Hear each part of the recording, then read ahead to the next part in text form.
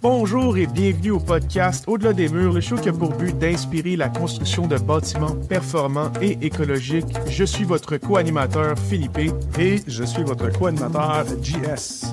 Alors, aujourd'hui, on reçoit pour notre premier épisode de la deuxième saison, nul autre que William Murray, qu'on va appeler Will pour les fins de l'entrevue de la journée, de Rocket Construction. Ceux qui évoluent déjà dans le domaine du bâtiment ultra-performant et passif connaissent déjà Will. Ça fait déjà une quinzaine d'années qu'il roule sa bosse avec Sarah et toute l'équipe de Rocket Construction. Donc, on va évidemment parler de la réalisation concrète de maisons passives, surtout en Estrie puis sur la rive sud de Montréal. En fait, les projets se situent. En fait, William et son équipe ont certifié 2 projets FI-US, soit en 2016, la Maison des Sources, et en 2020, pendant le COVID, la Salt Box. Donc, évidemment, on va parler des différences entre FI, qui est le classique des Europes, et le FI-US, qui est une version plus, je pense, plus adaptée à notre contexte et climat nord-américain. Will et son équipe ont mis en place un système de tri de déchets de construction pendant la réalisation des projets.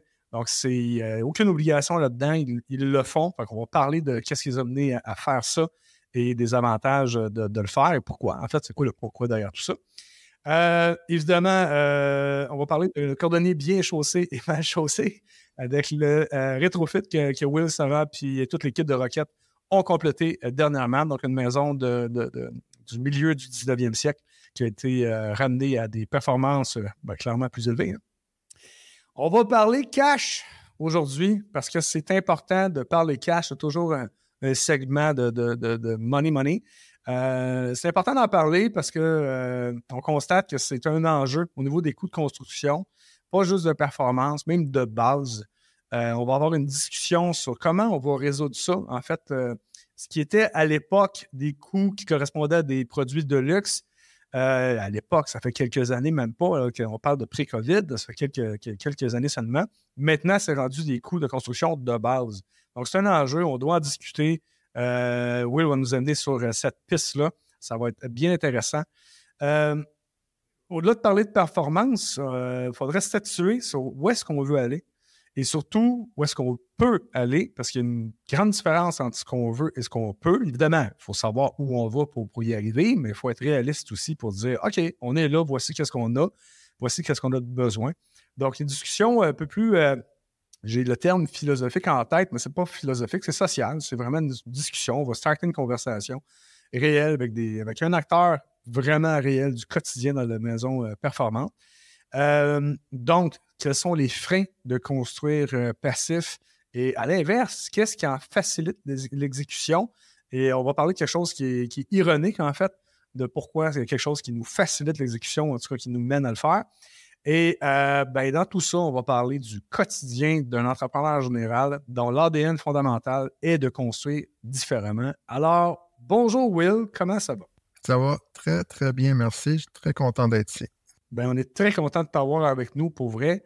Parle-nous donc de qu'est-ce qui t'a mené à fonder Rocket Construction, puis pourquoi vous avez décidé de vous lancer dans le bâtiment de haute performance? Nous, on a commencé, moi et ma femme Sarah, on a commencé une petite compagnie. On faisait surtout de la rénovation dans des maisons dans le coin. Puis on se rendait compte que les vieilles maisons qui étaient vraiment bien, les vieilles 1800 genres, performaient très, très mal, mais étaient très sains. Puis les maisons qui dataient plus des années 50, 60, 70, 80 et plus, peut-être ils performaient un petit peu mieux, mais qui étaient comme plus malsains. Fait qu'il y a beaucoup de champignons, beaucoup de problèmes de pourriture, etc. Fait que ça nous a comme mené sur un chemin de sciences en bâtiment. Quand les enfants étaient jeunes, puis j'allais faire des cours de sciences en bâtiment au Vermont, puis c'était comme, ça nous a vraiment comme allumé à un autre aspect du bâtiment.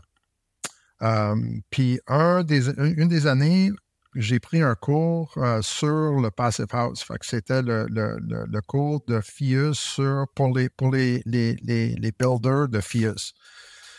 Et on allait faire une maison pour nous, pour Rocket, sur spec. Fait qu'on voulait construire une maison et ensuite la vendre. Fait que je suis revenu de ce cours-là, puis j'ai dit, écoute, on est quasiment rendu là.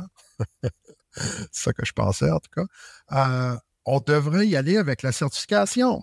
Fait que, tu sais, tant qu'à être quasiment là, on va y aller, let's go all the way. Fait que on a décidé qu'on allait faire la maison des sources, qui était une maison qu'on construisait pour nous-mêmes, qu'on allait ensuite vendre tout de suite, qu'on n'a pas vendu finalement, mais en tout cas, on a décidé qu'on allait le certifier Passive House. Et puis, c'est comme une fois qu'on était rendu là, une fois que tu comprends la science du bâtiment, c'est très, très, très difficile de reculer. Une fois que tu sais quelque chose, c'est très difficile de ne pas le savoir. Fait que c'est là qu'on s'est rendu. C'est vraiment, deux projets quand même qui ont vraiment développé le reste de l'entreprise. Tu sais, que, comme tu dis, tu ne reviens jamais en arrière. Puis, tu sais, la certification FIUS, c'est pas... c'est quelque chose qui est très intéressant parce qu'elle est adaptée plus au contexte nord-américain. Je sais que c'est quand même normalement, c'est des discussions qui sont très importantes dans le domaine du Passive House. C'est la différence entre le PHI et le FIUS. Parlons un peu de ça. C'est quoi les différences? Je sais aussi que vous utilisez la certification LEED. Au niveau des certifications, c'est quoi les grosses différences et pourquoi as-tu une préférence pour certaines? OK. Ben, écoute, je vais commencer avec LEED parce que LEED, je pense que c'est plus connu. Moi, je pense, honnêtement, LEED, c'est super parce que ça force tous les joueurs, les clients, les architectes et les bâtisseurs de s'impliquer dans le processus, de se demander des questions et de ne pas juste prendre des décisions parce que c'est moins cher puis ça me tente. Il faut vraiment faire le suivi dessus. Fait que juste pour avoir la vérification, moi, j'aime beaucoup LEED. OK? Puis j'aime l'idée d'impliquer les clients et parce qu'en bout de ligne, tous les défis qu'on a dans la construction, ça va toujours finir avec le client parce que ça va toujours finir avec une question budgétaire. So, tu sais, est-ce que c'est une certification qui est parfaite? Absolument pas. Il y a des défauts comme tout. Mais grande ligne de forcer tout le monde à réfléchir quelle sorte de robinet qu'ils vont poser dans leur salle de bain, quelle sorte de gazon qu'ils vont ensemencer alentour de la maison, c'est des bonnes réflexions, c'est des bonnes questions. Puis je pense que si quelqu'un entame la discussion et décide de le faire, ça va nous mener à avoir un projet qui est meilleur que si on ne le fait pas. So, pour ça, je le supporte. Là, quand on rentre dans le Passive House, là, on rentre dans tout un autre domaine. Puis je veux juste dire que si on trouve quelqu'un qui a fait un projet certifié FI ou FIUS, il n'y en a pas un qui va argumenter contre l'autre. Parce que totalement d'accord. Si on l'a fait, on se rend compte comment que c'est du travail, là, c'est difficile. Fait que, tu sais, la discussion qu'il y en a un qui est meilleur que l'autre, puis moi, je préfère celui-là, en général, je trouve que ça se passe par des gens ici au Québec. Je parle au Québec parce que Québec, on est particulier, là. C'est des gens qui n'ont jamais certifié des maisons. Parce qu'une fois que tu as fait le parcours puis tu t'es rendu à la fin, là, quelqu'un a certifié FIUS, chapeau. C'est respect. Bravo, man. C'est incroyable que tu t'es rendu là. Et on doit comprendre qu'ici au Québec, c'est très, très, très particulier parce que notre climat au Québec, moi, je dirais, c'est un des climats les plus difficiles pour la construction sur la planète. Et j'exagère pas, là. Tu sais, on pense qu'on est la même chose que, tu sais, le sud du Vermont, New York, Massachusetts. C'est pas du tout la même chose. Tu sais, tu t'en vas à New York, puis tu peux faire l'échange entre FI et FIUS, puis ça change comme quasi à rien, là, parce que le climat, c'est à peu près la même chose que le petit village en Allemagne où toutes les données de Phi sont basées. Ils n'ont pas un swing de température de quasiment 70 degrés Celsius qu'on a ici. Fait que c'est pas du tout la même chose, là. C'est compliqué du Passive House au Québec. C'est pour ça qu'il n'y en a pas tant que ça. C'est parce que c'est vraiment compliqué et c'est vraiment difficile. So, je veux juste dire avant là, que moi, les deux certifications sont très bonnes. Il n'y en a pas un que je ne suis pas contre un ou l'autre. Nous, on a choisi FIUS pour des raisons très spécifiques parce que la façon qu'on le voyait, c'est que on a en général un hiver qui est comme assez sévère et on a des étés qui peuvent être très chauds et moi, je pense que ça, c'est un des grands enjeux dans la construction performante ici au Québec, c'est le surchauffe, l'été comme l'hiver, mais l'été, il fait chaud quand même. Mais le frein principal dans le Passive House, quand que nous, on a commencé à faire en 2015, on a commencé à travailler sur le projet, c'était l'enjeu de la consommation énergétique l'hiver. Parce qu'il faisait froid, puis le calcul, c'est le calcul, puis il ne ment pas. Fait que d'avoir une certification qui va nous donner un petit peu plus d'un jeu pour la consommation l'hiver et va en enlever un petit peu de la consommation estivale, pour moi, ça avait du bon sens. C'est comme, tu sais, Alaska puis la Floride, c'est pas le même climat. Tu sais, on va pas porter les chaussures, les mêmes chaussures en Floride qu'on va porter en Alaska. Fait que pourquoi est-ce qu'on aurait une certification qui ne considère pas la différence dans les climats? Fait que c'était vraiment pour ça qu'on a choisi FIUS. C'est d'excellentes raisons, en fait, bien précises. Je vais reculer un peu. Pourquoi tu as dû te rendre au Vermont pour te former là-dessus? Ben, c'est parce que le Québec, malheureusement, on est dans un trou noir, là, parce que c'est beaucoup d'anglophones. Right? C'est tout en anglais. On peut aller loin dans la discussion de la protection de la langue française. Et pourquoi c'est important? C'est parce qu'on est dans un océan d'anglophones. Fait que toutes les informations techniques qu'on a, ils viennent peut-être de la France. Right? C'est là qu'on a eu nos premiers accès à informations sur le Passive House. Ils venaient de la France. Mais le climat de la France, c'est pas du tout le climat du Québec. C'est plus le climat de l'Allemagne. Fait que est-ce que le FI était approprié, lequel était le plus facile d'accéder en français? Ben, c'est clair que c'est le PHI, parce que leur climat, c'est quasiment l'Allemagne. It makes sense, right? Mais nous, ici, on n'est pas ça. On n'a pas ce climat-là. Fait que les premiers, comme, tu sais, le Canada, c'est pas du tout l'Europe. Sauf Vancouver. Puis le Vancouver, il y a eu beaucoup de traction avec le PHI. Mais ici, au Québec, en français, il n'y en avait pas. Il n'y avait pas d'accès. Encore une barrière à cause de la langue. Encore aujourd'hui, c'est la même chose. Tu sais, ça fait tu sais, je sais, Philippe, toi, sur le CA que tu sièges, puis moi, sur le siège que je siège, on travaille fort à avoir de l'information ici au Québec. C'est compliqué, puis on travaille fort à l'avoir. Fait que c'est pas évident. Là. Qu'est-ce qui est compliqué? C'est quoi qui est compliqué là-dedans pour avoir l'information? C'est la traduction? C'est parce que c'est lourd? C'est parce que ça n'existe pas? C'est parce que les gens qui ont l'information ne la donnent pas? Qu'est-ce qui fait en sorte? Il y a où le frein là-dessus? Ben, c'est l'expérience. Je m'en rappelle en 2015, quand on a fait notre première certification, là, où on commençait à travailler, tu mettais dans Google comment faire une maison passive, là. Il n'y avait rien. Il n'y avait pas d'information. C'était pas comment, oui, on va le faire.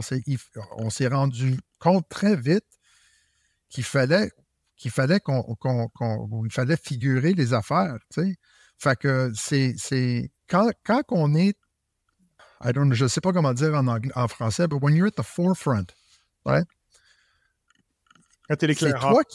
C'est toi qui vas créer l'information qui va aider les prochains à suivre. So, Tu sais, puis on a essayé d'en faire on a essayé au début et on écrivait des articles de qu'est-ce que c'était le Passive House, puis on les a mis sur notre site web, puis tu sais, mais ça coûte de l'argent faire ça quand même. C'est un investissement d'écrire ces trucs-là. Tu sais, je m'en rappelle avoir une discussion avec les gens à FIUS pour leur dire, écoute, on a besoin de support ici au Québec, ça n'a aucun bon sens. Puis ils disent, écoute, courez avec, run with it, vas-y fort, on va vous supporter. Mais c'est comme... Oui, mais fais-le, puis tu sais, dans un quotidien d'entrepreneur, dans un quotidien où ce que tu dois livrer de la marchandise, puis en plus, un bâtiment, il faut que tu te garantisses longtemps, tu es responsable. Ah non, ça prend du courage pour faire ça. Chapeau, je comprends ce que tu veux dire. Tu te défriches, puis c'est une drôle de position, en fait. Puis vu de l'extérieur, un peu comme tu disais, le débat de FI ou FIUS, FIUS, c'est-tu mieux? Ouais, ben, tant que tu ne l'as pas fait, tu es capable d'en parler. Quand tu le fais, regarde, peu importe, là, fais juste le faire. C'est facile de faire le gérant d'estrade. Ben, puis c'est tellement un gaspillage. On gaspille tellement de temps là, à tourner en rond, là. C'est comme ça n'a aucun bon sens. Parce que ils ont tous les deux le même objectif.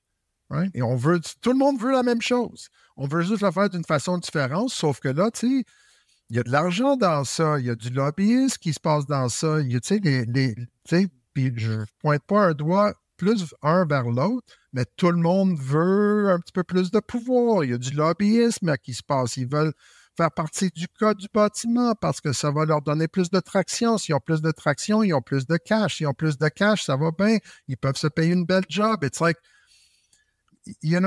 sérieusement, c'est comme si on était tu sais, on allait argumenter sur catholique versus anglicain. Tu sais, c'est comme... C'est la même religion, exact. Chris, on peut-tu parler d'autre chose? Là, ça n'a aucun sens. C'est comme... On n'est plus rendu là. Fait que je pense que dans le Passive House, tout le monde devrait être, je sais pas c'est quoi le mot en français, mais tout le monde devrait être agnostique. Oui. T'sais, on devrait, toute la gang, juste avoir aucun, on devrait juste pas en parler. C'est une fausse question, dans le fond. C'est un faux débat, en réalité. C'est juste do it. On est tous du même bord. Exact. Donc, je tiens aussi à féliciter justement Sarah qui est sur les réseaux Instagram aussi. Et sur chaque post qu'elle fait, c'est traduit en anglais puis en français. Donc oui, il y a un travail qu'on se doit de faire en tant qu'entrepreneur là, dans le monde de bâtiment d'autres performances, c'est essayer de le revulgariser en français. Donc vraiment, nous qui dans notre contexte québécois, dans notre climat québécois, on a le devoir justement de changer, puis si on est bilingue, encore mieux, là, tu sais. Prenons l'anglais, puis faisons le travail de traduction. Puis je dois donner le crédit aussi à toute l'équipe. J'ai 3 autres partners dans mon business, puis Marie-Francis, elle pousse très fort pour vraiment supporter tout ce qui est en français, puis le Québec. Fait qu'on est c'est juste facile pour nous autres d'aller. Tu sais, j'habite à 100 mètres de la frontière US. C'est tellement facile pour moi d'aller jaser en anglais juste là-bas. C'est beaucoup plus de travail à s'impliquer dans une communauté au Québec. Fait que c'est sûr que c'est un travail d'équipe là, pour vraiment se concentrer à focusser sur le Québec. En parlant d'équipe, là, juste pour faire le tour, là, vous avez pas mal 3 services que je dirais que vous offrez. Là. C'est des constructions neuves, des rénovations. Vous faites aussi de la consultation, des tests d'infiltrométrie. Ça ressemble à quoi votre équipe en ce moment? Vraiment, je veux dire, en tant que plus au bureau puis équipe de chantier, c'est quoi votre organisation? Écoute, c'est sûr qu'on est surtout au chantier parce que c'est notre gagne-pain. Je ne vivrai pas de la consultation. Déjà, on va parler de coûts plus tard, là, même si je crois que la consultation peut aller loin pour aider à sauver de l'argent. On n'a pas la tendance à dépenser de l'argent au début d'un projet pour sauver de l'argent. Fait que c'est la consultation, on en fait. Je dirais pas que c'est du bénévole parce qu'on charge pour la consultation, mais ça ne fait pas une grosse partie de qu'est-ce qu'on fait. La construction neuve, depuis quelques années, faisait une grosse partie de qu'est-ce qu'on faisait. Puis honnêtement, en général, les gens, les travailleurs aiment ça faire du neuf. C'est beaucoup moins sale. Hein, juste pour dire les vraies choses. Sauf que dans notre nouveau contexte, puis encore une fois, on va en jaser quand on va parler un petit peu d'argent.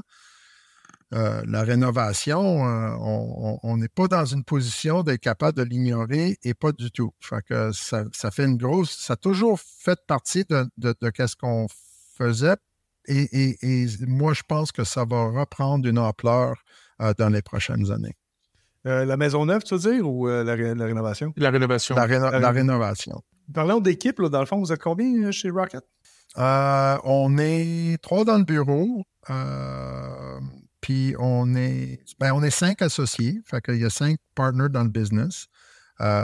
On est 3 dans le bureau, puis on est à peu près entre 15 et 16 sur les chantiers. Wow!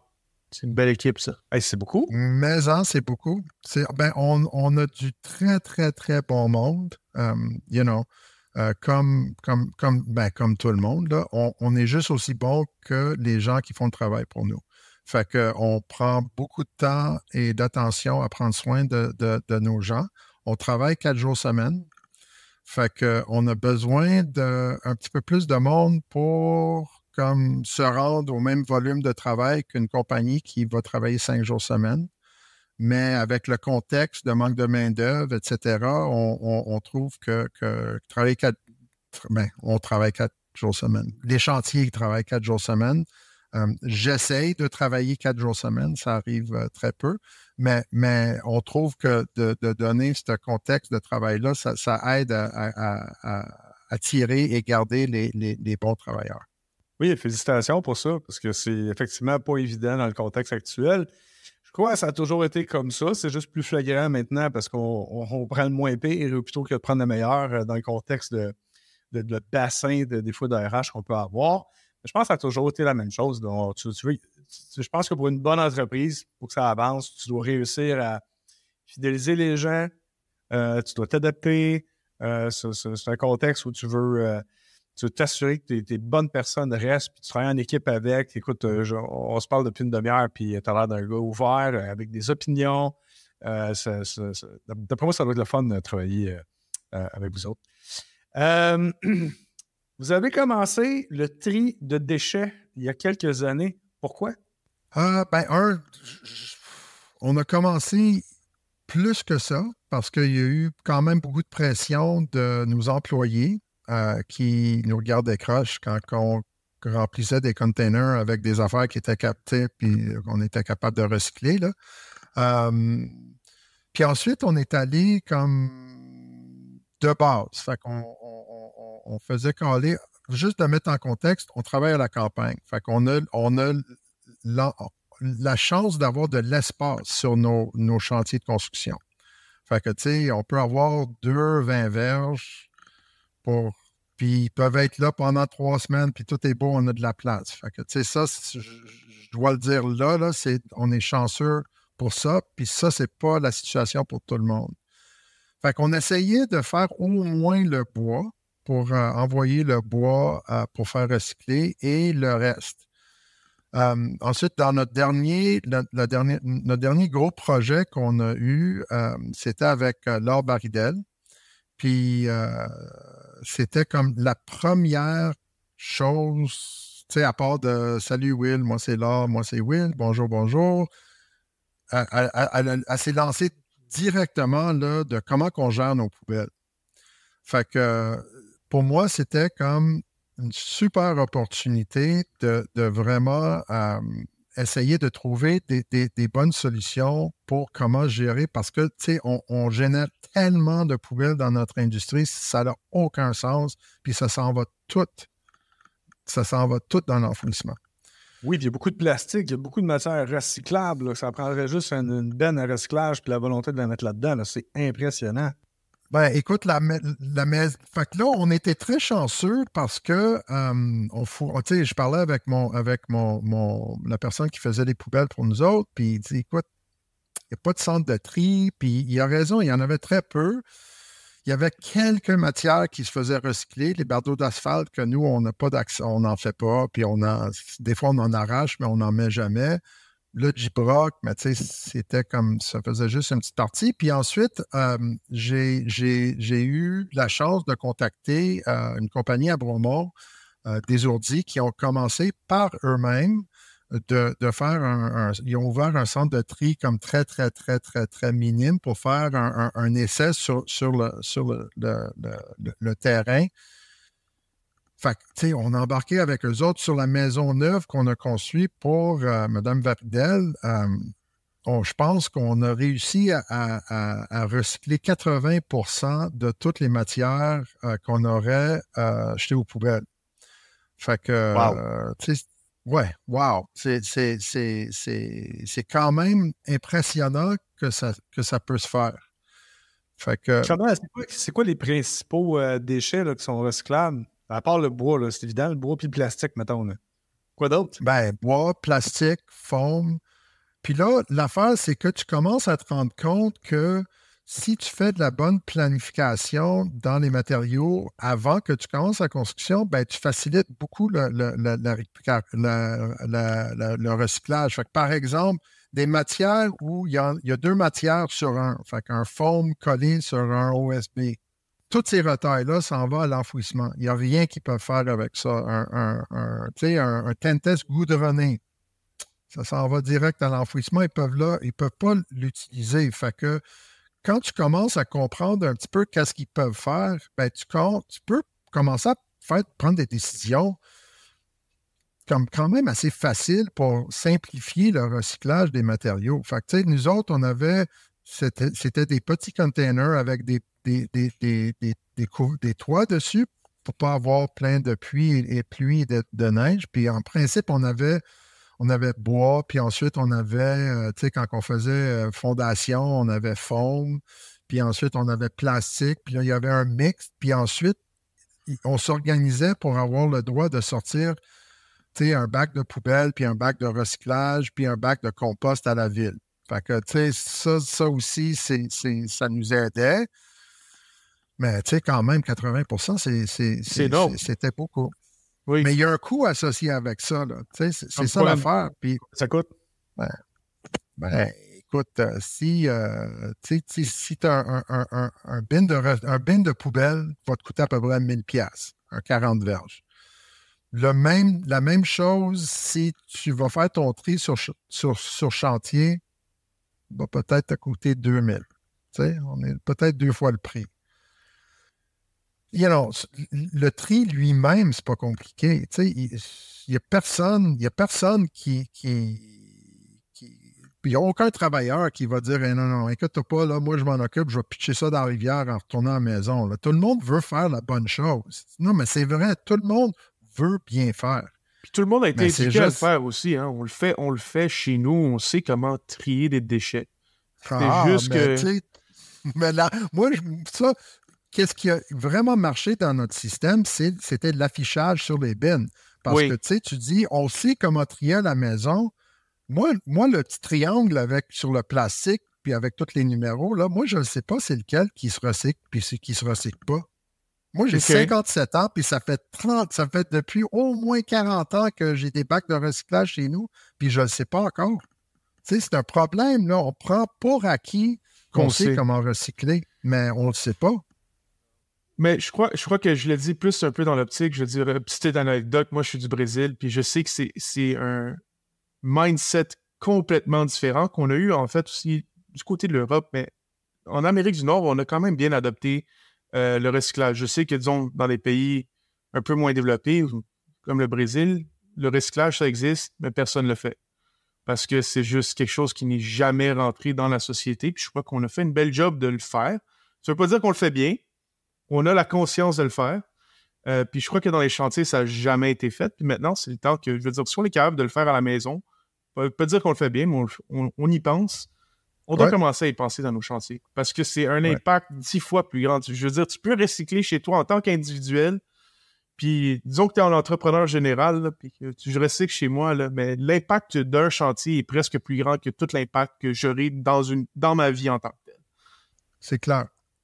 Puis, tu sais, ça avance bien aussi. Juste pour finir sur ça, tu sais, je regarde, par exemple, les bardeaux d'asphalte. Moi, je pense que déjà là, c'est rendu moins cher que de faire le tri que de l'envoyer à l'enfouissement. Exact. Fait qu'on s'en va dans la bonne direction, mais il va falloir qu'on s'implique. C'est là-dessus que je voulais sauter, en fait, c'est que je suis totalement pro-recyclage, je fais attention à ça. Le compost, je trouve ça le fun maintenant faire ça, je change moins souvent la poubelle, il n'y a plus rien en poubelle, en fait, là, c'est à la maison. Là. Mais je vais te casser de party un petit peu, ça va nous permettre de sauter sur les coûts. Ton 2000$, là, il sert à quoi? À part te satisfaire de ta conscience. Je veux dire, il y en a qui vont l'avoir le 2000$ pour juste dire, OK, moi, je suis content, je fais ma part pour la planète, mais la réalité, c'est que tout le monde en a cette même réflexion-là. C'est quoi mon payback à ça? Puis tant qu'on n'aura pas un payback direct, puis payback, c'est pas juste de l'argent. Là. Des fois, c'est un avantage. Comme là, tu as dit, le bardeau, ça revient moins cher de le recycler que d'en disposer. Tant et aussi longtemps qu'on n'aura pas un payback clair, évident, tangible dans notre face avec un gros signal rouge, ça devient, c'est de la discussion, c'est du gérant d'estradisme qu'on fait, les gars. Là, qu'est-ce qui pourrait, demain matin, là, Will, là, qu'est-ce que tu verrais qui ferait en sorte que, OK, regarde, là, on a un vrai intérêt, pas qu'il n'y en a pas un intérêt planétaire, ça je comprends totalement, je suis pour ça, mais dans le day-to-day de business, là, qu'est-ce qui pourrait donner ça serait quoi la carotte au bout du bâton pour faire OK, là, on fait du tri en chantier demain matin? You know, tu disais que tu étais comme le casseur de rêve, là. Je pense que c'est ça que tu disais. Là. Ben moi, je vais l'être aussi. OK? Vas-y. You know, pourquoi est-ce qu'on insiste que le code du bâtiment demande d'augmenter les valeurs R dans nos murs? C'est quoi l'avantage? C'est quoi la carotte? Il n'y a pas de carotte, c'est juste un bâton. Right? C'est juste un bâton. C'est le code. C'est la loi. Too bad. Oui, ça va te coûter plus cher. C'est ça qu'il faut qu'on fasse. Ça n'a aucun sens qu'on construise des maisons avec des murs F5. Désolé, on change notre minimum. End of story, right?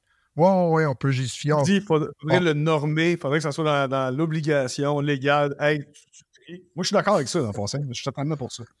Oh, non, mais c'est juste la réalité, là, c'est que si l'enjeu, c'est le cash, puis je comprends, là, comme on parlait, j'ai fait ma rénovation chez nous, puis tu sais, la maison est quasi finie, mais pas finie, puis j'ai plus de sous. Là, je comprends 100 000 $. Sauf que, too bad, right? Like, you know, il reste plus de place d'enfouissement.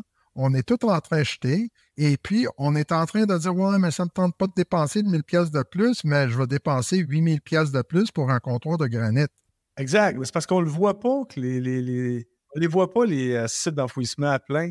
On vit dans un rêve, pas dans un rêve, mais c'est comme les autoroutes là, dans le parc de Vérandrie là, ou dans les différentes zones où ils coupent le bois, le silicone. Tu passes sur le bord de la route, tu vois de la forêt, tu sais, mais si tu regardes sur Google Maps, tu zoomes out, tu vois que c'est juste un trait pour te donner l'impression, pour te donner un décor. Il y a sûrement d'autres intérêts, là, l'érosion des sols, tenez-moi pas au mot, le principe est le suivant, c'est que tant que l'humain ne le voit pas, ben ça, on a des œillères directement physiques, on passe pas à l'action. Mais tu as raison, ça va prendre une loi pour amener ça, mais tu sais, on n'est plus rendu au stade des carottes. C'est ça, c'est les bâtons maintenant. Ouais, puis la fin, on a le même problématique avec les maisons haute performance. Hein? C'est quoi l'avantage? Honnêtement, là, dans les maisons qu'on a aujourd'hui, je peux juste monter mon chauffage, je paye 150$ de plus par mois, puis c'est fini là. Right? Tu sais? Puis on met du clim partout parce que là, on est en train de changer tous nos chauffages pour des thermopompes. C'est super, mais l'avantage avec le thermopompe, c'est qu'on a aussi du clim l'été. Fait que là, est-ce qu'on peut utiliser l'argument que vous allez être plus confortable dans vos maisons l'été quand il fait super chaud? Bien, on vient juste de perdre cet argument-là parce qu'ils ont du clim maintenant. Puis le clim va leur coûter 75$ de plus. Exact. C'est un transfert. Dans le fond, l'économie que tu fais en chauffage dans une maison standard, ben, dans le fond, tu fais juste le transférer sur ta clim l'été à peu près. Puis l'affaire, c'est que ça rend l'argument de rajouter de l'isolation puis de changer ton enveloppe d'une façon qui a de l'allure, ça rend cette conversation plus difficile. Ça ne veut pas dire qu'on ne doit pas le faire. Ça ne doit pas dire que le code dit « Ah, ben là, on a des thermopompes, fait qu'on va même diminuer la valeur heure dans notre code parce qu'on n'en a plus besoin. » On ne peut pas faire ça. Là. On ne peut pas faire ça non plus. Exact. On en parlait avec Gilbert Rozon là, dans un des précédents podcasts et avec d'autres personnes aussi. Là. Mais tu sais, il parlait d'une affaire, c'est « Ah oui, le code va augmenter la valeur R. » C'est la raison pourquoi ils font ça. Ou même, on parlait avec Nicolas Séguin aussi, le R effectif, il faut en parler. On ne parle pas de ces concepts-là parce qu'on dirait qu'on fait un dénominateur commun. On va réduire au dénominateur commun que tout le monde va comprendre. Des choses qui ne sont pas si compliquées que ça à comprendre, mais qui te demandent juste un petit 10 secondes de plus pour y penser. Et de ce que je remarque dans les dizaines d'années que je roule la business, la clientèle qu'on a, qui est probablement la même que toi, Will, et toi aussi, Philippe, c'est des gens qui ont justement, ils ont commencé à tirer sur l'espèce de fil en disant « OK, mais ça veut dire quoi ça? » Puis tu commences à creuser un peu plus. Fait que, ben, je veux-tu R50? Je veux couper mes ponts thermiques? Je veux-tu étanchéiser, plus ou moins? Puis quand tu commences à te poser cette question-là, c'est là que tu fais « OK, attends, il y a plus que juste « OK, je mets R50 dans mes murs. » Fait que là, je m'éparpille. Mais bref, il y a effectivement des discussions à avoir. Faut vouloir comprendre un peu plus. C'est une question de manque d'éducation, tu penses? Tu sais, pas d'éducation, je parle pas de scolaire, je parle d'éducation, genre un peu comme le symbole là, de recyclage là, que tu parlais. Là. On sait pas c'est quoi. Donc, c'est juste d'éveil, c'est un meilleur terme. Ben, oui et non. Malheureusement, là, c'est pas, je trouve que c'est pas, il n'y a pas de réponse noir et blanc pour ça. Là. Je pense que oui, il manque un petit peu d'éveil. Mais il manque de l'argent. Je pense que ça devient une question budgétaire. Encore une fois, c'est très rare qu'on rencontre des clients qui disent bon, moi, honnêtement, je m'en fous. Puis s'ils disent ça, c'est parce que montre-moi comment que je peux avoir mon rendement sur mon argent sur ça. Puis là, je peux y montrer, mais je vais y montrer dans des trucs qui sont plus d'un côté confort, etc. C'est ça, hein? Mais la réalité, c'est que on a des choix à faire on n'est plus rendu là. Je pense que c'est dur pour tout le monde d'accepter ça, mais notre société ne permet plus l'abus qu'on y a lancé depuis les derniers 60 ans. Fait que, c'est sûr que ça va être une discussion qui est compliquée et difficile à avoir avec tout le monde, de dire c'est la bonne chose à faire. You know? L'abus, tu veux dire l'abus des ressources ou la consommation des ressources sans comprendre la conséquence? C'est ça que tu veux dire?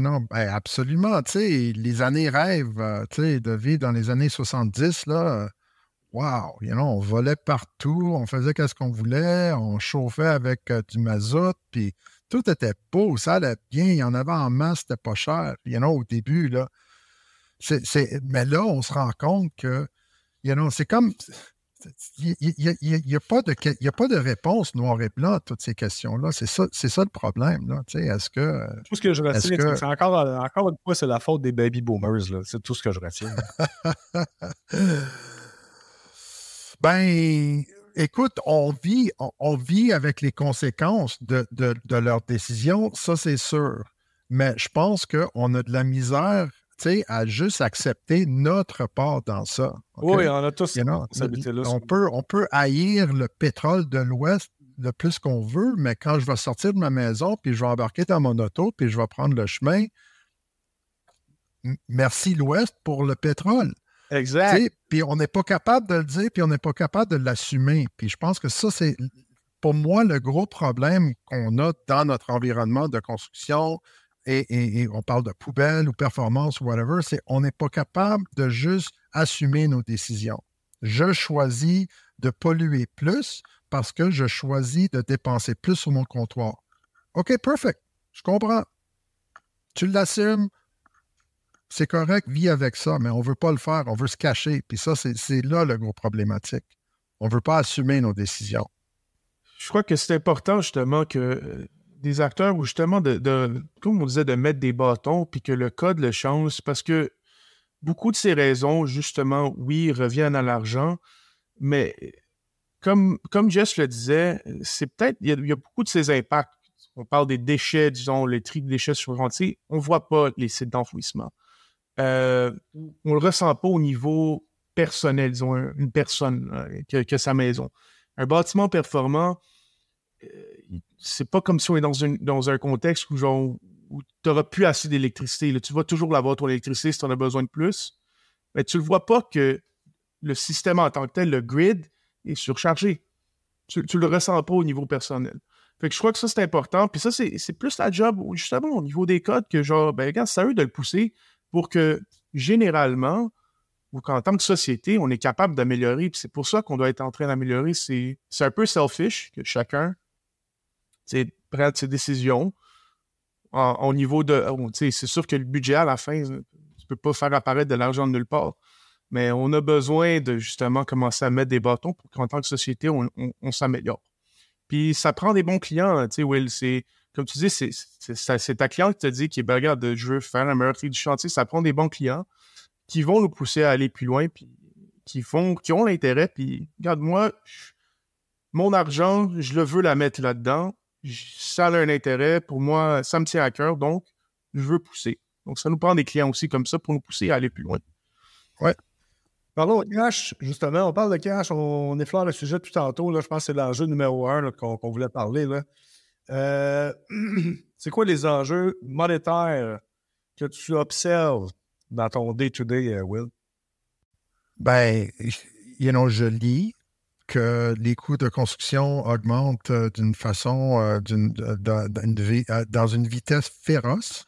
Ouais. Fait que là, je lis ça depuis, je sais pas, 6 mois, 8 mois. Tout le monde me dit comment que c'est cher. Puis là, on commence à sortir des estimés pour des projets.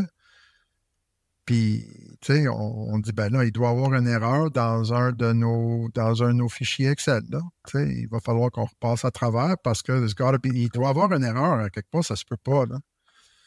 Puis là, on se rend compte qu'il n'y a pas d'erreur.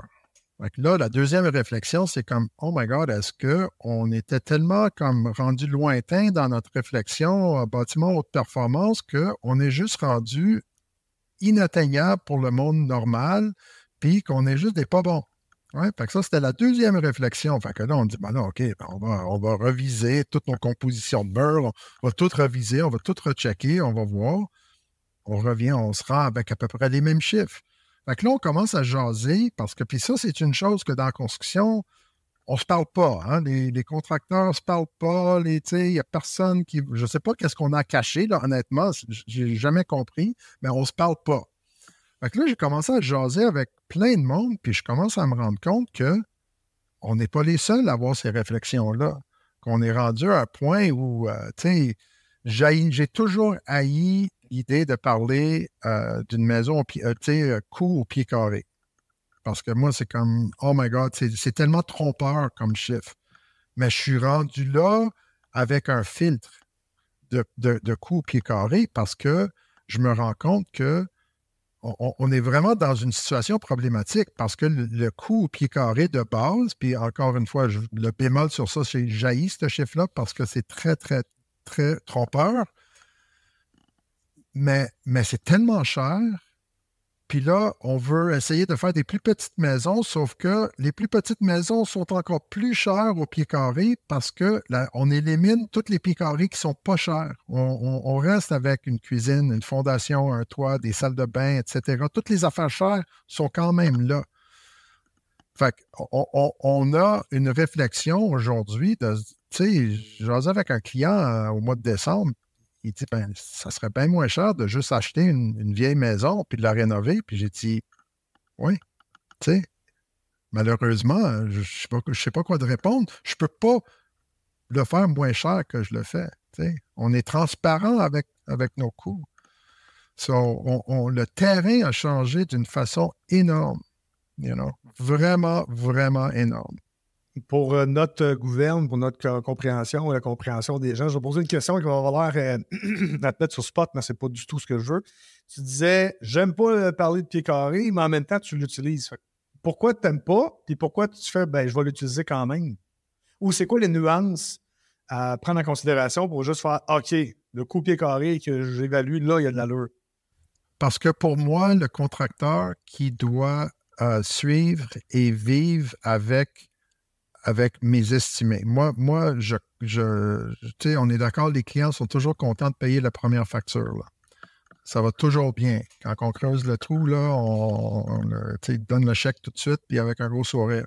Mais rendu aux dernières factures, quand on est rendu dans la finition, puis ça fait longtemps, ça fait mal. Fait que moi, je suis là jusqu'à la fin, là, comme vous autres. Vous êtes là jusqu'à la fin. En général, les coûts pieds carrés, c'est jaser plus dans un bureau où on est en train de dessiner une maison.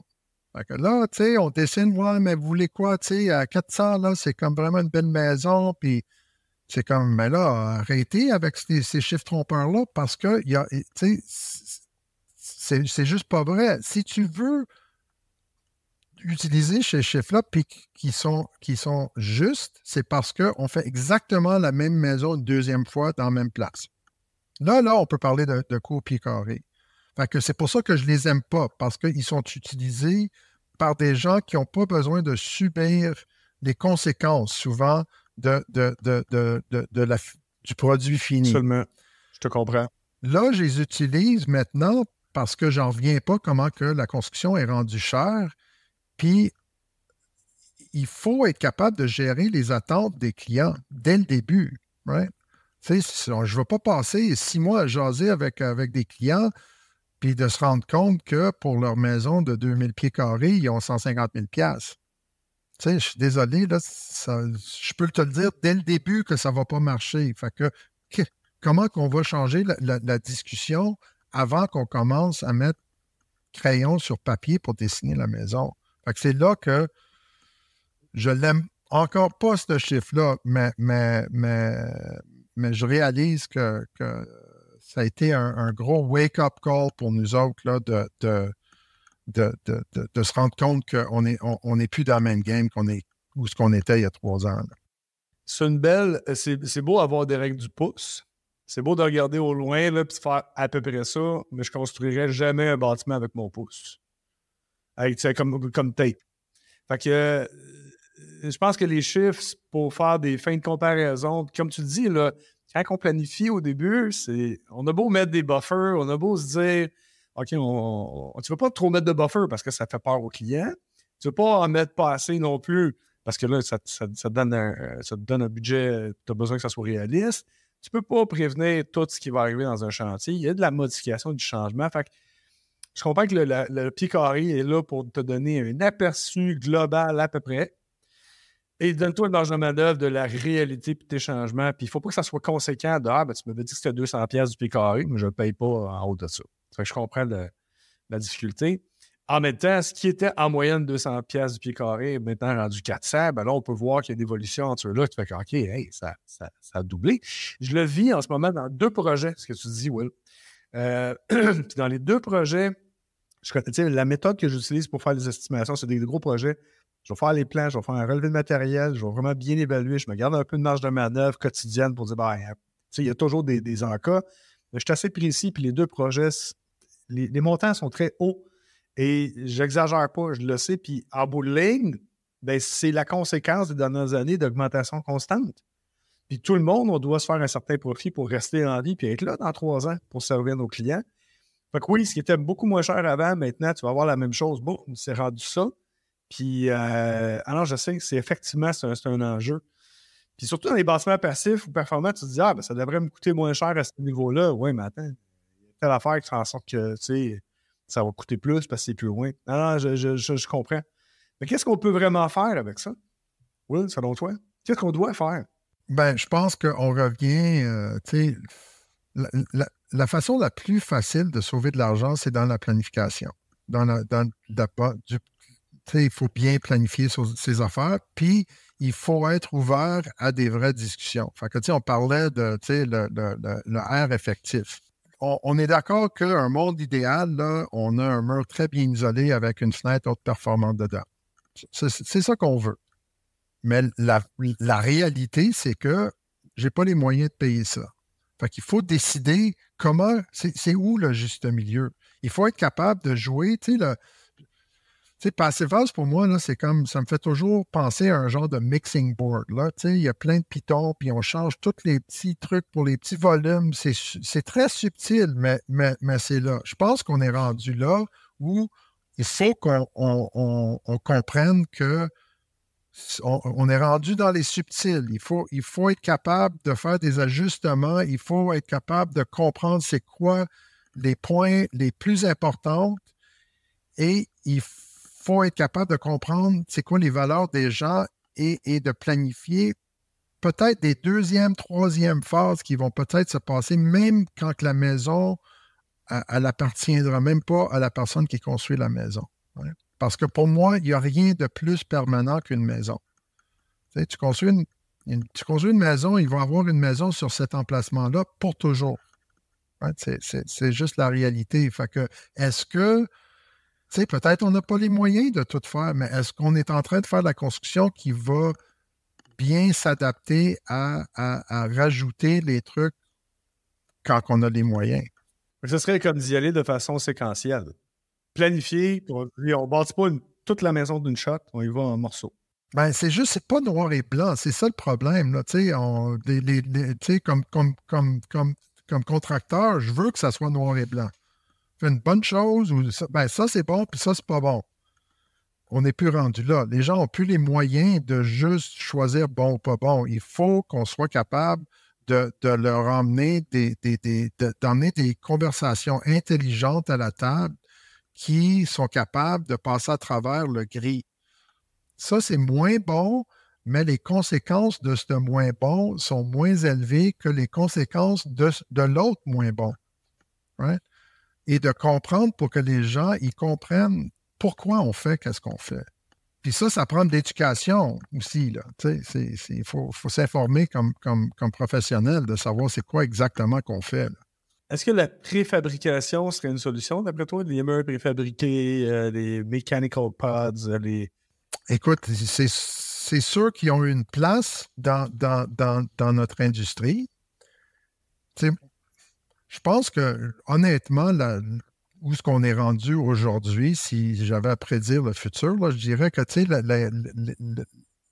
les années de unifamilial individuel, ça, là, c'est pas qu'on est rendu à la fin, mais on se paye un luxe. Quand on se fait construire une maison d'être one-off, est-ce qu'il y a du gros potentiel pour des multiplex? Bien, c'est sûr. Ça partage des murs, ça partage des toits, ça partage des fondations, ça a besoin de beaucoup moins d'énergie pour rester froid-chaud. Tu sais, il y a un gros futur qui est là. Mais notre société, on n'est pas nécessairement rendu là. Après la Deuxième Guerre mondiale, on a dit à tout le monde qu'il avait le droit d'avoir une maison. Puis depuis ce temps-là, c'est ça que tout le monde pense. Sauf que on a des ajustements de société à faire aussi. Là. Je suis pas d'accord. Ouais, c'est quoi qu'on veut vraiment, là. Puis tout le monde veut avoir son coin de paradis, mais il y a des avantages aussi de vivre en copropriété, là, ou dans des multiplex. Il y a une densification qui est importante à faire. Mais tu sais, on parlait avant, là, au début, dans ton introduction, qu'est-ce qu'on veut puis qu'est-ce qu'on peut. Ouais, c'est vrai. Tu sais, moi, je veux bien des affaires, mais qu'est-ce que je peux faire? Ben, la liste n'est pas la même. Là.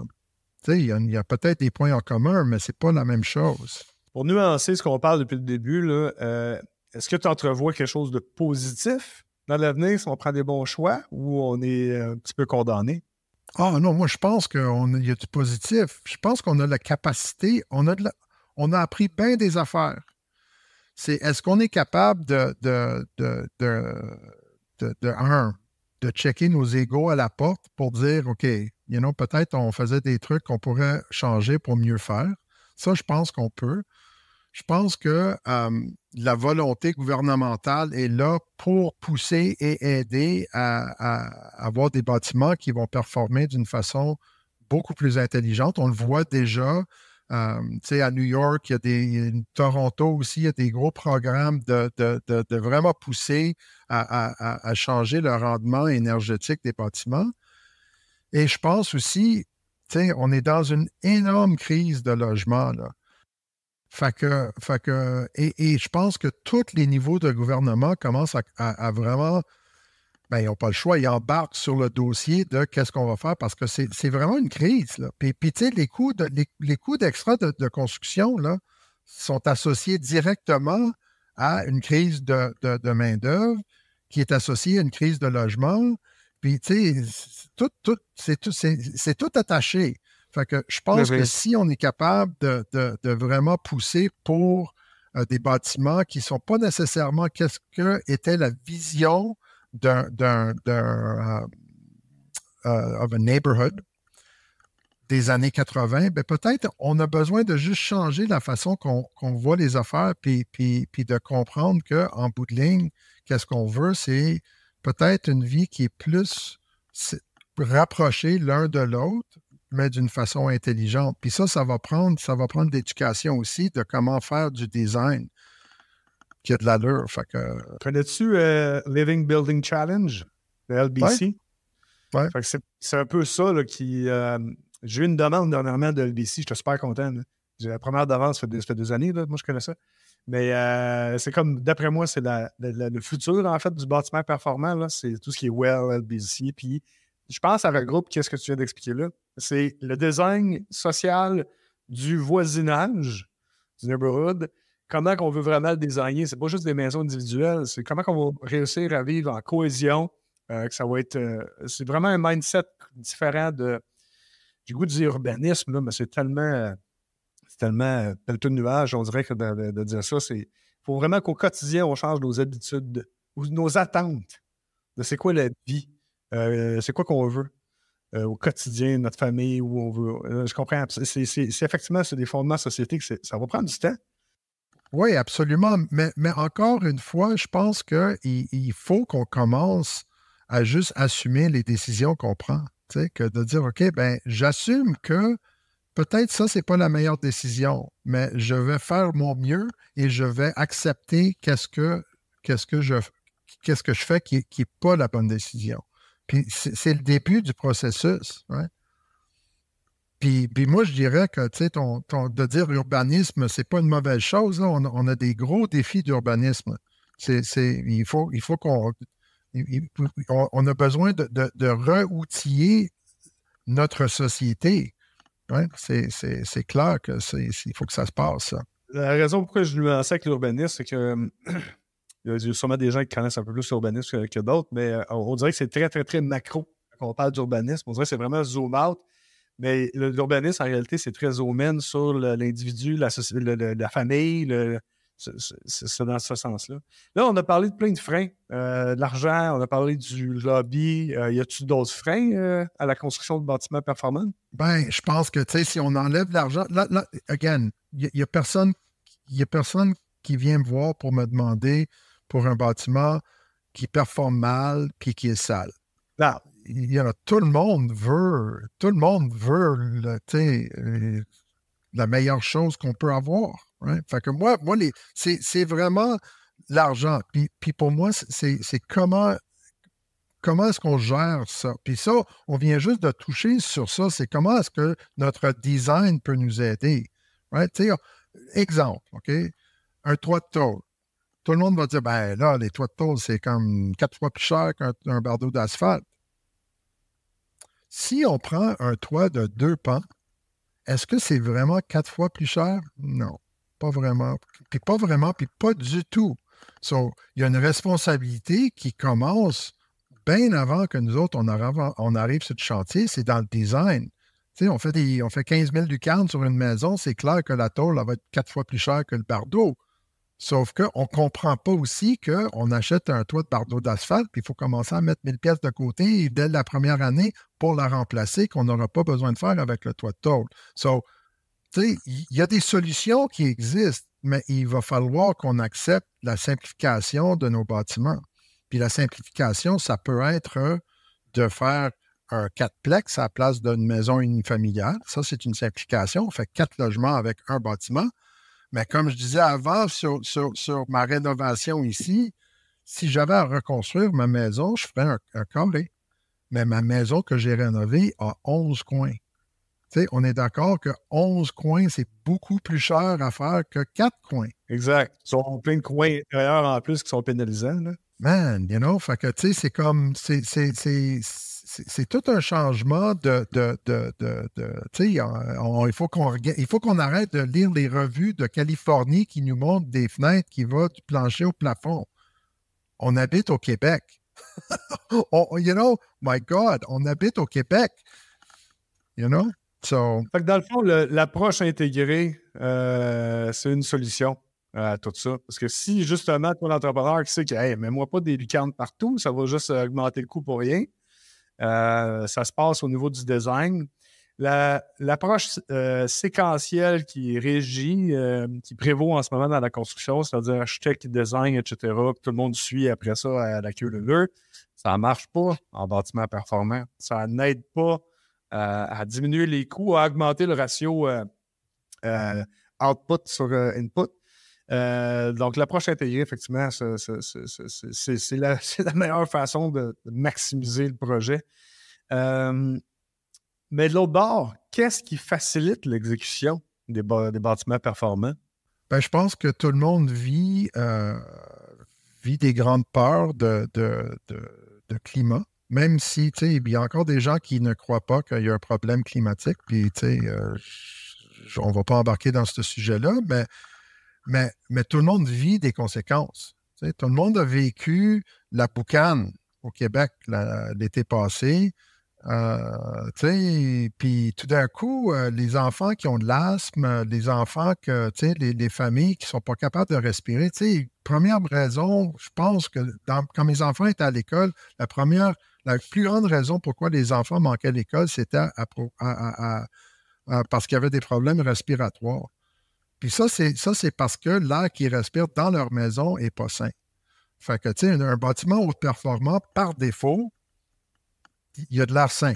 Ouais, je suis désolé, une maison qui est étanche, le problème, c'est là. Fait que, il y a des gros avantages de confort et de santé. Les pannes d'électricité qu'on a eues pendant le temps des fêtes sur le tiers de la province, là. Si dans 3 heures, tu vas perdre 10 degrés dans ta maison, là, tout d'un coup, ton isolation, tu y penses un petit peu plus, là. Fait que moi, je pense que ça s'en va dans une direction que les gens commencent à vraiment comprendre les conséquences de vivre dans des maisons qui sont bien et saines. Et je pense que des maisons qui sont saines, en général, c'est des maisons qui vont avoir une performance qui est plus élevée que les maisons qui ne sont pas saines. Exact. Une grande résilience dans ce genre de bâtiment-là. Ouais. Donc, ironiquement, les enjeux climatiques, c'est pas juste du réchauffement, c'est des changements climatiques sont un catalyseur pour le bâtiment de performance. Que, espérons qu'il ne soit pas trop tard ou qu'on puisse renverser la machine. Ouais. Vous êtes entrepreneur général, disons. Pour d'autres, moi, je suis entrepreneur général aussi. Mais pour nos auditeurs, pour le monde qui veulent se lancer dans le bâtiment performant, toi, tu as certainement commencé, disons, par t'éduquer ou en sciences du bâtiment, mais ce serait quoi la route ou le conseil que tu donnerais à d'autres personnes pour commencer à mettre leurs pieds là-dedans puis pousser plus loin? Aller dans la haute performance, sortir du normal puis aller dans la haute performance. Ça, on parle. Ta question, est-ce que c'est visé à quelqu'un qui veut se construire une maison ou se faire construire une maison ou quelqu'un qui veut aller travailler dans l'industrie? Je te dirais plus dans l'industrie. Quelqu'un qui est dans l'industrie, mais je crois que ça s'applique aussi, ça va être un peu le même raisonnement pour une personne qui va aussi s'auto-construire, mais je dirais plus pour un entrepreneur général qui fait des maisons, je dis normales, mais de tous les jours. Mais comment on fait pour aller pousser plus loin? L'éducation. C'est sérieusement de ne pas sous-estimer les valeurs de l'éducation. Puis il y en a du bon qui existe, là, qui est très accessible. Je sais que l'APCHQ, il y en offre. Même la CCQ, c'est dur à croire, mais même eux commencent à incorporer des concepts de sciences en bâtiment. Il faut juste comprendre que c'est le futur. Ouais. On est d'accord que dans 35 ans, on ne va pas construire des maisons aux normes d'aujourd'hui. Les normes vont être plus des normes de Passive House d'aujourd'hui. Ouais. C'est le futur. Fait on ne veut pas que ça soit le futur parce que ça coûte cher, c'est compliqué, pour toutes les raisons qu'on a jasées depuis 1 heure. Mais si moi, j'étais un entrepreneur puis j'avais 25 ans, est-ce que c'est comme dire un mécanicien, est-ce que tu vas aller prendre des cours de comment nettoyer des carburetors? Peut-être pas, parce que c'est de la vieille technologie. Tu sais, c'est sûr que tu vas avoir des autos qui vont rentrer dans ton garage, mais c'est pas là que tu devrais te concentrer. C'est de la vieille technologie. La nouvelle technologie, c'est l'étanchéité à l'air, c'est la durabilité du bâtiment, c'est les échangeurs d'air. C'est toute cette technologie-là qui est comme hyper importante. C'est très bon pour le business d'être capable de dire que j'ai fait une maison passive house. Ça ne veut pas dire que c'est très bon pour le business parce que c'est juste ça que je fais dans la vie. C'est pas ça du tout. Mais si je suis capable de comprendre des concepts à cette hauteur-là, ben, je suis capable d'avoir une discussion qui est comme intelligente pour dire, OK, je comprends, on n'a pas le budget pour faire ça, mais comment est-ce qu'on va prendre les bonnes décisions et lesquelles qui vont nous pénaliser à long terme. Puis c'est ça qu'on veut essayer d'éviter. Fait que l'éducation, c'est primordial. Pour un jeune entrepreneur, là, comprenez que le futur, ça va être déjà, ça me fatigue que je dois dire un bâtiment haute performance. Je devrais être capable de dire je fais des bâtiments, puis les autres devraient dire je fais des bâtiments basse performance. Right? C'est insultant que je dois rajouter des adjectifs aux constructions que je fais. On va te le prendre, OK? Tu nous peux dessus? On va te citer. Prends-les. Cool. Ça va être, on va changer notre podcast avec le podcast des bâtiments, point. C'est ça. You know? Ah non, mais je comprends. Mais c'est vrai, c'est comme Phi puis Phi US qu'on parlait tantôt, c'est un faux débat.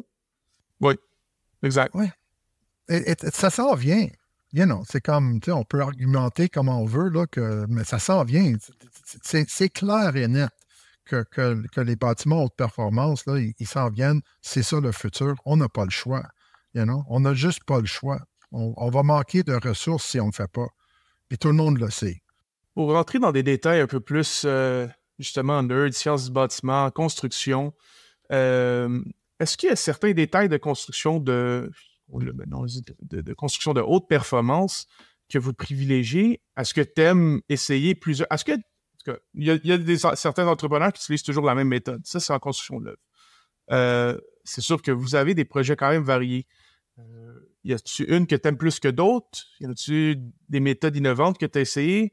C'est drôle parce que nos méthodes innovantes, quand j'allais à des conférences, nous autres, on fait beaucoup de double ossature. Puis j'allais à des conférences, puis il y avait les Joel Lestibrooke, qui est un godfather du science en bâtiment, qui, tu sais, me regardait tout croche parce que, tu sais, c'est de la vieille technologie, le double ossature. Ça, c'est ce qu'ils faisaient dans les années 60-70. Là, on fait plus ça. Là, on fait toute l'isolation vers l'extérieur. Sauf que toute son isolation, c'est tout du foam, puis toute son foam, ben, c'est tout pétrochimique. Puis là, il y a une autre problématique qui va avec ça, qui n'existait pas. On ne parlait pas de carbone dans les années 90 ou milieu des années 2000. Fait que, tu sais, quand on parlait avant d'être capable de checker nos égos à la porte, est-ce qu'on est vraiment tous capables de checker nos égos à la porte? Juste parce que j'ai fait 2 passive house, est-ce que ça veut dire que je connais tout? Absolument pas. Je connais juste ce que je connais. Right? So, on a revisé beaucoup nos assemblages de murs parce qu'on a tellement eu peur des coûts qui venaient avec toute la construction qu'on faisait. On se rendait compte que oui, on pouvait sauver un petit peu d'argent en modifiant un petit peu nos assemblages de murs, mais qu'est-ce qui revient toujours et qu'est-ce qui est incontournable dans la haute performance, c'est l'étanchéité du bâtiment.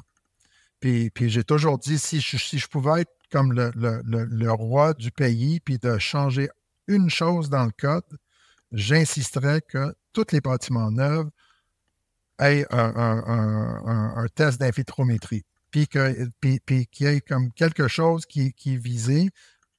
Puis je dis ça souvent aux clients, ils disent « Ouais, mais comment je trouve un entrepreneur? » J'ai dit « Insiste sur un test d'infiltrométrie avec quelque chose de précis qui doit aller trouver. » C'est l'affaire la plus importante, selon moi. Dès le début. Oui, oui.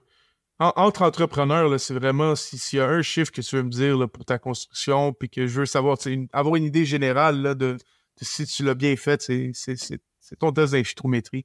Vous, sur le chantier, au jour le jour, c'est quoi le conseil primordial que tu as le plus pour avoir une meilleure étanchéité comme entrepreneur? Ben, on est chanceux. Encore une fois, on a une bonne équipe. Là. Fait que ces conversations-là, ils existent plus ou moins. On les prend pour acquis. Mais on se rend compte quand on a du nouveau monde qui arrive, puis ils nous regardent comme on est comme, on vient d'une autre planète, là, que c'est de juste expliquer pourquoi c'est endommageant pour les maisons. Parce que tout le monde qui a travaillé dans la construction a tout vécu de la pourriture, puis des trucs comme ça, puis c'est de l'eau. Puis l'eau, elle vient avec l'air en général, right? Fait que, et on a acheté, il y a peut-être 10 ans, ou non, plus que ça, il y a peut-être 15 ans, on a acheté quelque chose pour faire des tests d'infiltrométrie. Fait qu'on les fait plusieurs fois pendant la construction. Fait qu'on se dépêche à les faire avant qu'on isole, par exemple. C'est un outil, je crois, qui est vraiment très important pour chaque entrepreneur d'investir là-dedans. Je dis ça, moi, j'en ai pas un encore, mais ça s'en vient.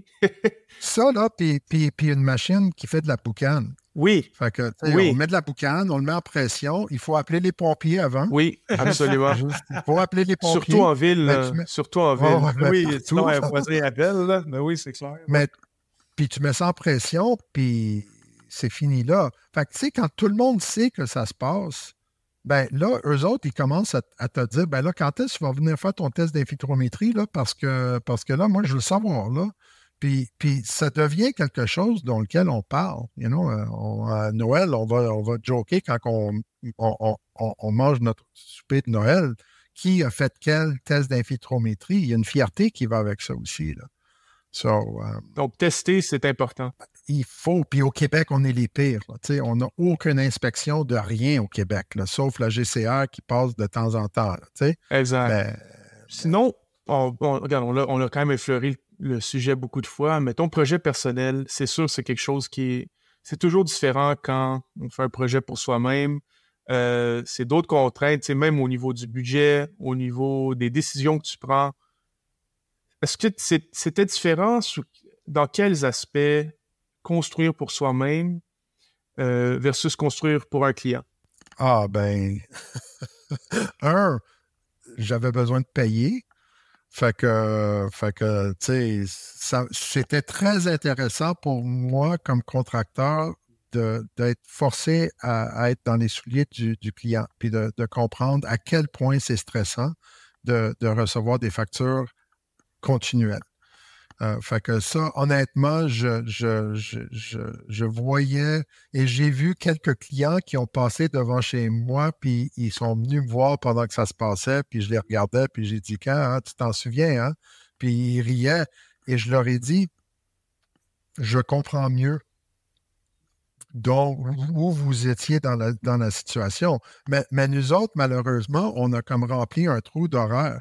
Fait que, tu sais, nos règles qui sont très rigides, plans finaux, budget, tout ça, on n'avait pas de plan, on n'avait pas de budget, on s'est juste lancé dedans. Tu sais, le premier matin, là, j'avais les gars et filles qui travaillent pour moi, on pitchait des affaires dans les boîtes. Là. C'était à ce point-là, ça n'avait aucun sens. So, wow. Ouais. Mais tu sais, la maison... Oui, sauf que la maison, maintenant, tu sais, on a coupé nos coûts d'hydro plus que la demi que c'était avant. On a eu des pannes d'électricité. Dans une journée, j'ai perdu 1,5 degrés dans la maison. Tu sais,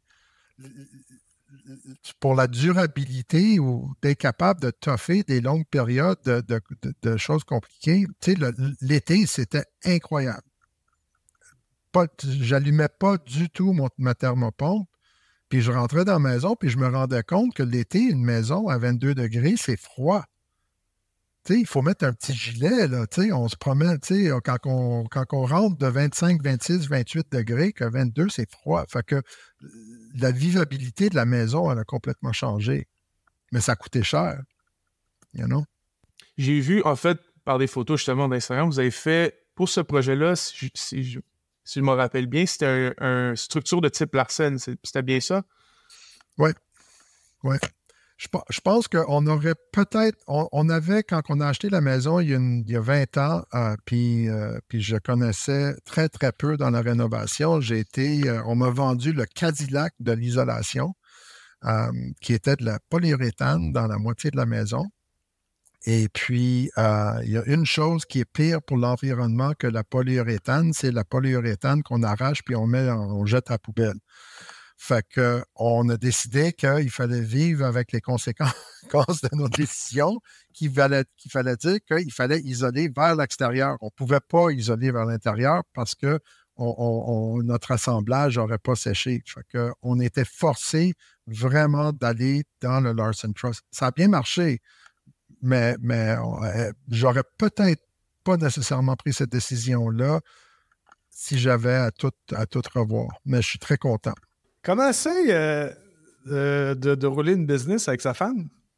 Ben, écoute, moi, on est chanceux que nous autres, on s'entend super bien. Je me rappelle la première journée qu'on est allé travailler ensemble, on se regardait comme on allait sur une date qui t'a fait toute la journée, là. Fait que on est très différents. Fait que nos forces sont très différentes, puis on s'en fâche pas un sur l'autre très souvent. C'est bien. J'avoue que ça prend aussi de la discipline parce qu'il faut être capable de reconnaître quand c'est le bon moment de dire « OK, you know what? On s'en reparle demain. On va passer à autre chose. » Parce que, tu sais, quand tout va bien, c'est super.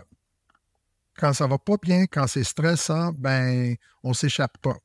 Puis tu sais, souvent, on retourne à la maison, puis on va vanter de notre journée, puis de la personne qui nous a, dont on n'est pas content, puis c'est plus difficile à faire quand que ton partner, c'est ta femme. Parce que des fois, c'est elle. Right? Puis quoi, je vais aller vanter comment elle m'a fait chier. Non, je peux pas faire ça, là. So, mais il faut juste avoir un petit peu plus de discipline. Sur quoi dire, quand dire, la communication de ça, être capable de juste faire « OK, je n'embarque pas dans l'obstinade maintenant, on en jase plus tard, on laisse les choses aller un peu. » Puis probablement un respect mutuel aussi, là. Oui, et de prendre une décision qu'on va faire attention. C'est comme, si jamais vous avez travaillé pour une frère, un sœur, quelqu'un dans la famille, un proche ami ou quelque chose, puis tu te dis, écoute, j'embarque, je vais faire ton projet, mais je veux juste dire dès le début, on est amis, qui veut dire qu'il va falloir qu'on ait des lignes de communication qui sont plus élevées que la norme. Parce que je mets en valeur plus ma relation personnelle que ma relation de travail avec toi. Puis la seule façon de bien gérer ça, c'est de monter les niveaux de communication. Oui, parce que quand tu connais quelqu'un de façon plus personnelle, que ce soit ami, blonde, chum, etc., t'as moins de retenue aussi, des fois, parce que le channel il est déjà là. Fait que ça prend une double discipline de faire « OK, je vais me taire » ou j'imagine des fois ça doit arriver des mots qui dépassent en ligne d'eau de notre pensée pour citer Pérus. Il faut être capable de faire une rétroaction, de faire « OK, regarde, sorry », puis d'apprendre de ça, d'avancer. Mais bravo, ça démontre une grande maturité émotionnelle et d'entrepreneur aussi. Très inspirant. Très, très, très inspirant. Oui, absolument. Oui, on était vraiment content de t'avoir aujourd'hui au podcast. On a appris beaucoup, on a jasé de sujets importants. C'était pas négatif, c'était une prise de conscience qu'on doit faire pour justement aller de l'avant de façon plus efficace puis vraiment bien viser la bonne chose. Merci d'exister, merci à ton équipe d'exister, parce qu'au vrai, vous faites quelque chose d'extraordinaire. Je l'entendais parler depuis des années avant. C'est très, très inspirant. Puis comme je vous l'ai dit, votre travail de vulgarisation, personnellement, m'a aussi poussé à aller plus loin, à penser d'autres façons. Donc, bravo. Vraiment cool. Bravo. Ben, merci, j'apprécie. Puis comme je te dis, c'est vraiment un travail d'équipe, là, parce que moi j'ai la chance d'être ici, de jaser avec vous autres aujourd'hui, mais j'ai juste la chance de faire ça parce qu'il y a quelqu'un à quelque part, comme ma femme, comme mes partners, comme mes employés, qui sont en train de faire le bon travail. Là. Fait que c'est vraiment un travail d'équipe. Ben, continuez votre bon travail d'équipe pour Will. Ben, merci beaucoup. Merci, Will. Merci. Allez, ça fait plaisir. Bonne journée. Bye. Merci d'avoir été des nôtres pour cet autre podcast Au-delà des murs. Merci Philippe et merci à notre invité. Rendez-vous sur notre site web addm.ca pour plus d'informations sur l'invité du jour. Réécoutez tous les podcasts sur Spotify, iTunes ou même YouTube et abonnez-vous pour ne rien manquer. Commentez les podcasts, faites-nous part de vos suggestions et échangez directement avec nous sur LinkedIn, Facebook et Instagram ou envoyez-nous tout simplement un courriel à info@addm.ca. Pour tous vos besoins de rénovation de bâtiments ultra performants Net Zero Ready, contactez Philippe et son équipe via Retrofit, RETROFIT, construction.ca. Pour la ventilation, le chauffage et la climatisation de votre projet d'inspiration Passive House, rendez-vous sur la boutique en ligne de Boursier, BOURCIER, ventilation.com pour contacter notre équipe. Merci encore une fois et à la prochaine!